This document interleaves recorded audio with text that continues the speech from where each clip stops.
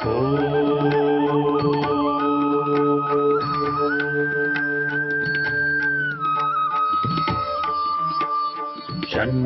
मित्रः शं वरुणः शन्नो भवत्वर्यमा शन्न इन्द्रो बृहस्पतिः शन्नो विष्णुरुक्रमः ॐ शान्ति शान्ति शान्तिः।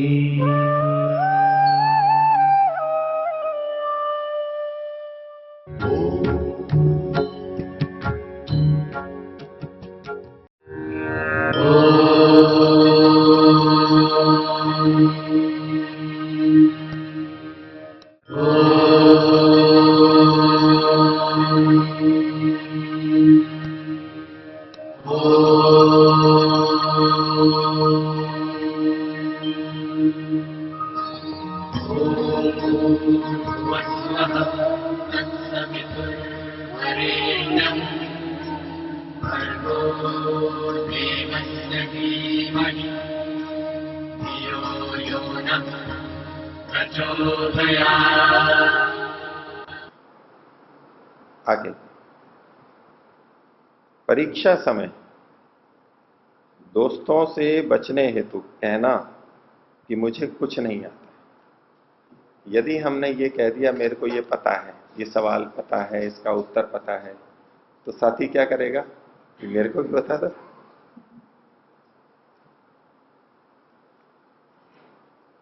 अब वो बताना नहीं चाहता है। क्यों नहीं बताना चाहता है उसके फिर अलग अलग कारण हो सकते हैं,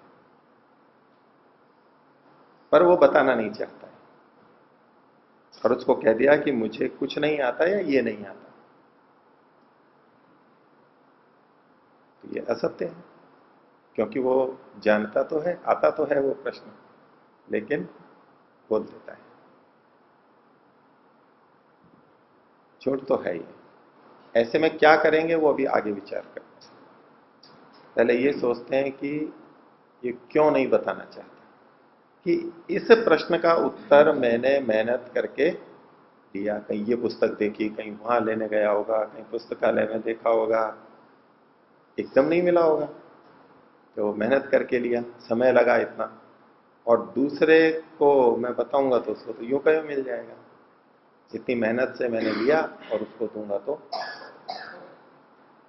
इसमें हानि क्या है इसकी बताने में? ठीक है, मेरे को मेहनत से मिला, उसको आसानी से मिल गया, तो इससे उसका लाभ हुआ, मेरे को क्या हानि हुई? मैं क्यों नहीं बताना चाहता हूं? कक्ष की दृष्टि से हो तो हम तो सीधा है कि भाई ये परीक्षा कक्ष है, मैं ये तो बता नहीं सकता। दोनों ही बातें हैं कि आपके लिए भी उचित नहीं है, मेरे लिए भी उचित नहीं है, और परीक्षक देखेगा तो मेरे को भी पकड़ सकता है और मेरे को भी बाहर कर सकता है, मेरा साल खराब हो सकता है, मेरे पे प्रतिबंध भी लग सकता है आगे के लिए। तो ये तो यहां तो बहुत सरल है कहना, बोले मेरे को लिखना है, देखो मेरे को क्षमा करो, मैं इस समय नहीं कर सकती। वहां तो हम फिर भी कह सकते हैं, वहां कुछ नहीं आता ये कह भी दिया तो दूसरा मान लेगा क्या? वो हम लिखे जा रहे हैं उसमें, वो मान लेगा क्या कि ये कह रहा है कुछ भी नहीं आता? इसे और उल्टा दुष्प्रभाव आएगा कि ये लिख तो रहा है, मेरे को नहीं बताना चाह रहा है, झूठ और बोल रहा है। इस स्थिति के बजाय तो हम सीधे मना कर सकते हैं कि भाई इस समय, परीक्षा के समय बताना ठीक नहीं है, परीक्षा के समय बताना ठीक नहीं है, बस। फिर भी कोई बुरा मानता है तो मानता है, वो उसका दोष है। ऐसे में दूसरे को दुख होता है, इसके कारण हम नहीं है, हम हिंसा नहीं कर रहे हैं। हमारे किसी व्यवहार से दूसरे को दुख होता हो तो उससे हमारी हिंसा हो गई, पाप हो गया, ऐसा हमेशा नहीं होता है। जैसे ये उदाहरण है, हमारे मना करने से दूसरे को दुख हुआ है तो उसका कारण वो है, हम निमित्त बन रहे हैं, लेकिन हम उसको दुख नहीं दे रहे हैं, हम उसको दुख नहीं दे रहे हैं। हाँ, हमने मना किया, हमारे निमित्त से वो दुखी हो रहा है, वो अपने कारण से दुखी हो रहा है। उस दुख का कारण उसका अपना है, अपनी अविद्या है, अपनी तैयारी ना करना है। वो खुद तो डूब ही रहा है, दूसरे को और डुबाना चाह रहा है। पानी में एक व्यक्ति डूब रहा हो और पकड़ के दूसरे को भी डुबाना चाह रहा हो, तो आप क्या करेंगे वहां पर? छुड़वाएंगे ना। दूसरा यदि अन्यायपूर्वक हमारे साथ व्यवहार कर रहा है तो हम उसको रोक सकते हैं, और उससे यदि उसे दुख होता है तो इसमें हम कारण नहीं है, हमारे कारण से वो दुखी नहीं हो रहा, हम उत्तरदायी नहीं है उसके दुख के। तो परीक्षा कक्ष में यदि कोई दूसरा पूछ रहा है और हम कहते हैं भाई इस समय पूछना ठीक नहीं है, मेरे को अपना प्रश्न पत्र करने दो, तो उसको दुख होता है, उसमें हम कारण नहीं, हम सीधे कह सकते हैं। और ऐसे में वो मित्रता तोड़ता है तो तोड़े, वो उसकी बात है, वो गलत कर रहा है, हमने गलत नहीं किया है कुछ। ठीक है, परीक्षा कक्ष का तो उत्तर हो गया। अब मैं परीक्षा के पहले वाली बात कर, जो शुरू में उठाया था। परीक्षा के दिन चल रहे हैं, तैयारी चल रही है, तो बहुत बार ऐसा होता है, तब भी हम उनको कह सकते हैं। यदि परीक्षा के बहुत पहले का समय हम कभी बता सकते हैं तो बता दें। और परीक्षा का वो समय जब हमें भी तैयारी करनी है, हमारे पास समय नहीं है, हम किसको बताएंगे? बताएंगे तो हम हमारी तैयारी छूट रही है। तो कहेंगे भाई ये समय नहीं है पूछने का, आप पहले कभी पूछते, मैं बता देता। कि नहीं जी थोड़ा सा है, छोटा सा है, थोड़ा सा। तो ऐसे में कभी थोड़ा बहुत होता है तो बता भी देते हैं, थोड़ा सा बता दिए, देखो मैं अधिक नहीं कर सकता, मेरे को अपनी तैयारी भी करनी है। उसको खुद को पता है कि मैं साल भर तो खेलता कूदता रहा, पढ़ा नहीं, अब मान रहा हूं, तो उसको तो पता ही है कि आप स्वयं देखो, हम स्पष्ट मना कर सकते हैं। अच्छा, अब आप वाली बात को मैं पहले वाले प्रसंग में ले लूं। वो बताना नहीं चाहता इसलिए कि मैंने तो इतनी मेहनत से इसको तैयार किया है और इसको यूं ही आसानी से कैसे दे दूं। तो मैंने प्रश्न किया था कि इससे उसको हानि क्या है? अब परीक्षा के पहले का समय है, बता सकते हैं, समय भी है, थोड़ा बता सकते हैं उसको, समय की कमी नहीं है। इससे क्या हानि है? क्यों नहीं बताना चाहता? कि इससे इसके भी अंक अधिक आ जाएंगे। किंतु यदि वो दूसरा भी बताता है, वो भी बता देता है, ये भी बता देता है, परस्पर एक दूसरे को बताते हैं, तो चल जाता है, ठीक है। यदि हमें पता है कि भाई मैंने इसको बता भी दिया तो क्या होगा, ठीक है, वो वैसे ही कम मेहनत करता है, थोड़ी एक दो चीज उसको पता भी लग गई तो क्या है, मैं तो मेहनत करता ही हूं। बल्कि मैं उसको बता रहा हूं, इससे मेरा कुछ पुण्य ही बनेगा, मेरे अंदर कुछ उदार भाव ही आएंगे, उसके हित की कामना मैंने की है, मैंने अपनी मेहनत से प्रश्न भी तैयार किया, परीक्षा में अंक भी मेरे को आएंगे और पुण्य अलग कमा लिया। बता करके हमें अवसर मिल गया ना, ये तो बता करके पुण्य कमाने का। आम के आम गुठलियों के भी था, तो क्या हानि है हमारे को बताने में? और साल का बाकी समय हो, पहले हो, तो वो अच्छी तरह बता सकते हैं। विद्या दाने ना वर्धते, एक आवृत्ति हो जाएगी अपनी। हाँ बताइए। तो वो दूसरे ने अपने तो कर ही लिए और ये भी पूछ के कर लिया, तो उसके अधिक अंक आ गए, ऐसी संभावना मान के चलते हैं, तो बाद में चिढ़ाएगा इनको, ऐसा कह रहे हैं। अच्छा, उसके चिढ़ाने से हमारे को क्या हानि है? दुख होता है, मन को दुख होता है। वो जो चिढ़ा रहा है वो उचित ढंग से चिढ़ा रहा है या गलत ढंग से चिढ़ा रहा है? गलत ढंग से चिढ़ा रहा है ना, अन्याय कर रहा है ना वो, उसका दंड उसको मिलेगा या नहीं? मिलेगा ना, परमात्मा की व्यवस्था से। और अंदर गलत संस्कार भी डाल रहा है वो, अपने मन को भी अपवित्र कर रहा है। कभी साधना करने बैठेगा तो यही उसके लिए बहुत जबरदस्त कांटे बन करके खड़े रहेंगे वो बढ़ ही नहीं पड़ेगा। साधना में, प्रगति में, आध्यात्मिक प्रगति में कांटे जबरदस्त रहेंगे, उसको खूब चुभेंगे। यही संस्कार उसके बहुत बाधा बनेंगे, बाधक बनेंगे। उसको उसका दंड मिलेगा।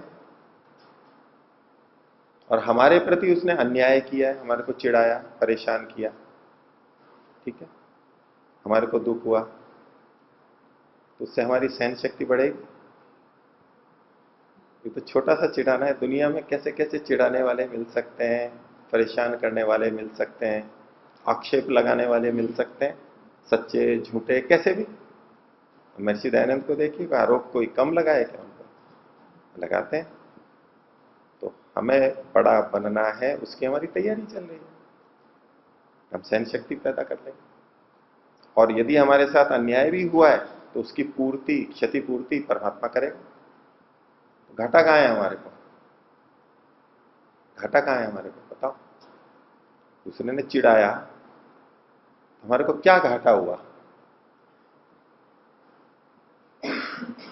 यदि हम परमात्मा को बीच में नहीं लाते हैं, उसकी व्यवस्था को नहीं लाते हैं, तब तो हमें दुख हुआ और हमें लगेगा घाटा हो गया, ये मेरे को परेशान कर रहा है। भाई उसको समझा दिया, मत करो परेशान, ठीक है, बता दिया, थोड़ा बहुत हो गया, फिर भी वो कर रहा है तो कुछ तो मजाक में होता है, चल जाता है। अधिक हो तो इस तरह से हम अपने को संतुष्ट कर सकते हैं इन सब चीजों से। हमारी परीक्षा कब होती है? सरल रास्तों में या कठोर रास्तों में? सरल रास्ते में तो सभी चलते हैं। तो पहाड़ी पे चढ़ना हो, फिसलन हो, जटिल रास्ता, वहीं तो पथिक की परीक्षा होती है कि ये कितना किसमें दम है। अब सामान्य में तो सभी चलते रहते हैं। जब पहाड़ों पे जाते हैं तब पता लगता है कि किसका कितना दम है, इसमें कितना दम है, कितना चल सकता है, कितना तेजी से कर सकता है। कठोर चीजों में परीक्षा होती है। जैसे सेना में परीक्षा लेते हैं, कहाँ? कठोर स्थिति में। सामान्य परीक्षा में तो क्या सभी चल लेते हैं। हमारी परीक्षा होती है, हम महान बनते हैं इससे। तो ये सब अवसर हमें मिलता है, इसको सकारात्मक रूप से लेके चल सकते हैं। अब क्यों दुख होगा? ठीक है। अगला, साथी बीमार पड़ने से अधिक छुट्टियों पर रहने के कारण पढ़ाई में कमजोर रहा, उसे उत्तीर्ण करवाने हेतु परीक्षा में नकल करवा दी, इसका क्या प्रायश्चित किया जाए? दोष तो मान रहे हैं, मित्र का भला करने के लिए उसको नकल करवा दी, यानी कि गलत तो किया, नियम का तो भंग किया, क्या प्रायश्चित होना चाहिए? प्रायश्चित उतना या वो होना चाहिए जिससे मन की खिन्नता उस दोष को करने वाली चली जाए। एक मन में खिन्नता रहती है, मैंने ये देखो दोष कर दिया, दूसरे के ये अहित कर दिया, इस नियम का भंग कर दिया। जितना प्रायश्चित करने से, दंड लेने से अपने मन की वो खिन्नता चली जाए, उतना प्रायश्चित हमें करना चाहिए। एक मापदंड। कई बार एक समय का भोजन छोड़ने से भी प्रायश्चित हो जाता है, कभी एक दिन का, कभी महीने भर कोई मिठाई नहीं खाऊंगा, महीने भर एक समय भोजन करूंगा, ऐसे बहुत सारे प्रायश्चित हो सकते हैं। जितने करने से मन की खिन्नता समाप्त हो जाती है हमारी, उतना प्रायश्चित। एक कसौटी। लेकिन इसके साथ एक दूसरी कसौटी भी जुड़ी। प्रायश्चित ऐसा कि मन में उस कर्म को करने की भावना क्षीण हो, दोबारा आवृत्ति ना हो। मन की खिन्नता तो मिटा ली हमने, वो तो कईयों को बिना प्रायश्चित के भी हो जाती है। पहला जो कसौटी है मन की संतुष्टि, जो बिल्कुल ईमानदार है अपने प्रायश्चित के प्रति, उनके लिए तो वो अकेले भी चल जाएगी, क्योंकि वो दोबारा नहीं करेगा। उसको वास्तव में खेद है कि मैंने गलत किया है, वो दिखावे के लिए प्रायश्चित नहीं कर रहा है। लेकिन दूसरी कसौटी मैं इसलिए बता रहा हूं, कई बार उसमें भी हम स्वयं अपने साथ में गोलमाल कर देते हैं, अपने ही मन में गड़बड़ कर देते हैं, उसको ठीक समझ लेते हैं, संतुष्ट हो जाते हैं अपने आप में। तो दूसरी कसौटी क्या है कि वो दोष दोबारा ना हो, उसकी न्यूनता हो, तो प्रायश्चित वो उचित माना जा सकता। अब दोष करता जा रहा है, प्रतिदिन वो प्रायश्चित भी ले रहा है, तो ये प्रायश्चित प्रायश्चित नहीं कहलाता, ये प्रायश्चित की कोटि में नहीं आता। तो प्रायश्चित की दूसरी कसौटी क्या बताई? अगली बार वो दोष कम होना चाहिए, पूरा समाप्त ना हो। एकदम समाप्त नहीं होते हैं कई बार कुछ चीजें। यदि बहुत तगड़ा प्रायश्चित है, दृढ़ व्यक्ति है, तब तो वो एक ही बार में छोड़ देगा, दोष होने ही नहीं देगा। लेकिन दोष प्रबल है, लंबे काल से है, तो धीरे धीरे उसमें लेकिन कमी अवश्य आनी चाहिए। यदि उस प्रायश्चित से हमारे दोष में, दोष की ओर करने की प्रवृत्ति में कुछ ना कुछ कमी आती है, तो हम कह सकते हैं हाँ मेरे लिए ये प्रायश्चित है। इस बार थोड़ा कम हुआ, अगली बार फिर कुछ कम होगा, फिर कम होगा, और ऐसे करते करते वो प्रायश्चित हमारे लिए लाभदायक। तो इसके लिए क्या प्रायश्चित करना चाहिए, ये व्यक्ति व्यक्ति पे भिन्न भिन्न होता है। कोई निश्चित प्रायश्चित नहीं होते हैं सबके लिए, अलग अलग होते हैं। तो ये हमें स्वयं अपना निरीक्षण करना चाहिए कि मेरे लिए ये प्रायश्चित उचित है, पर्याप्त है या नहीं, क्योंकि सुधार हमें अपना करना है। उत्तरदायी हम अपने प्रति हैं, अपना प्रायश्चित हम स्वयं निर्धारित कर सकते हैं, मुझे क्या प्रायश्चित करना चाहिए। अब इस घटना के थोड़ी सी विवेचना और करते हैं कि साथी बीमार था, छुट्टियों पर घर गया था, पढ़ाई में कमजोर था, उसको उत्तीर्ण करवाने के लिए परीक्षा में नकल करवाई। भावना क्या थी मित्र के प्रति? हित की भावना थी या अहित की भावना थी? हित की भावना। तो हित की भावना से परोपकार होता है या अपकार होता है, परापकार होता है? हित की भावना से क्या होता है? परोपकार। जो हित की भावना से किया जाता है वो परोपकार, और जो अहित की भावना से किया जाता है वो अपकार होता है। ठीक है, अब ये हित की भावना से किया गया, केवल भावना से परोपकार होता है ऐसा नहीं। हमने हित की भावना से जो किया उससे दूसरे का हित होता है या नहीं होता? होवे या ना होवे वो अलग बात है, उस पर भी निर्भर करता है। लेकिन ऐसा कार्य हो जिसमें उसका हित हो रहा हो।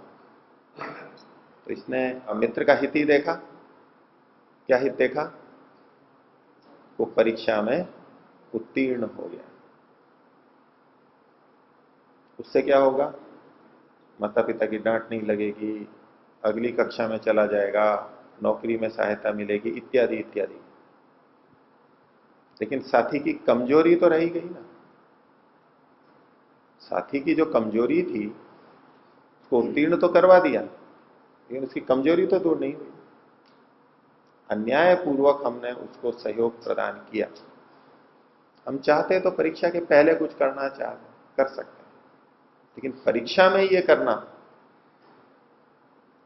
ये अनुचित है, क्योंकि ऐसा करके दूसरों का भी अहित होता है। दूसरे जो नौकरी लग सकते थे वो नहीं लगेंगे, ये इसके ज्यादा अंक आएंगे। अथवा उस पर ये संस्कार पड़ेगा कि भले ही मेरे को कम आता हो, अभी तो बीमार पड़ा, अगली बार आराम करके वो कमजोर रह रहा हो, फिर कहेगा भी मेरी परीक्षा उत्तीर्ण करवा दो, नकल करेगा। उस पर गलत संस्कार पड़ेगा, जो कि हम मित्र की हानि कर रहे हैं, अनीतिपूर्वक कर रहे हैं, हमारे को भी पाप लगेगा। तो ये हित की भावना नहीं है, और ना इसमें कोई हित होता है। हित की भावना कह सकते हो आप, लेकिन ये अविद्या युक्त हित की भावना है।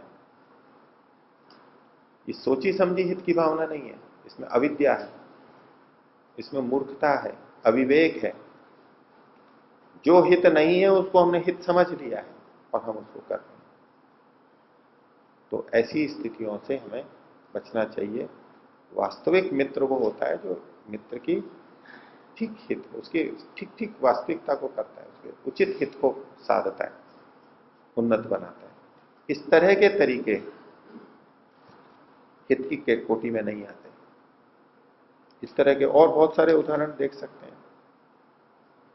सरकारी अधिकारी है, ये मेरे गांव का है, ये मेरे रिश्तेदार है, इसको नौकरी पे रख लिया, हित की भावना से किया।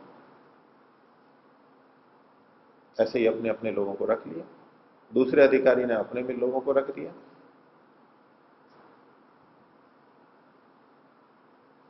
इसमें, इस प्रक्रिया में किसी अन्यों के साथ अन्याय हुआ होगा, अवश्य होगा। जो पात्र हैं वो रह जाएंगे। हम सोच रहे हैं हमने हित किया किसी का, लेकिन हमने अन्याय किया, दूसरों का हक छीना, ये हमने बड़ा पाप किया। इसलिए हित केवल ऐसे नहीं होता है केवल दो के बीच में ही। हमने जो दूसरे का हित किया है उससे अन्य किसी का अहित तो नहीं हो रहा है, दूसरे का अवसर तो नहीं छीना है, ये भी तो देखा जाएगा। जिस पद पे जिस अधिकारी है, जो कर्तव्य है उसका पूरा पालन हुआ है या नहीं हुआ, जिसके लिए वेतन मिल रहा है उसको पूरा किया है या नहीं किया, ये सारे के सारे दोष माने जाएंगे। इसलिए केवल हित, तात्कालिक छोटा सा हित देख करके करें तो, रिश्वत देने वाले भी कह सकते हैं कि मैं इनका हित कर रहा हूं, रिश्वत लेने वाला भी कह रहा है मैं इनका हित कर रहा हूं। करते ही हैं दोनों, हित करते हैं, हित ही तो करते हैं दोनों एक दूसरे का। सीमा पे सैनिक है, तो आतंकवादी आ रहे हैं या नशीली दवाओं वाले आ रहे हैं, उनका हित कर दिया, और उसने इस सैनिक का हित कर दिया, चौकीदार का। परस्पर एक दूसरे का सहयोग कर रहे हैं। ये हित हित नहीं कहलाता। जिस हित में समाज राष्ट्र की हानि हो रही है, ये हित हित नहीं कहलाता, ये परोपकार नहीं कहलाता, ये नियम विरुद्ध है, ये गलत है। यही बात परीक्षा में बताने वाली भी है, इसको हित ना समझा।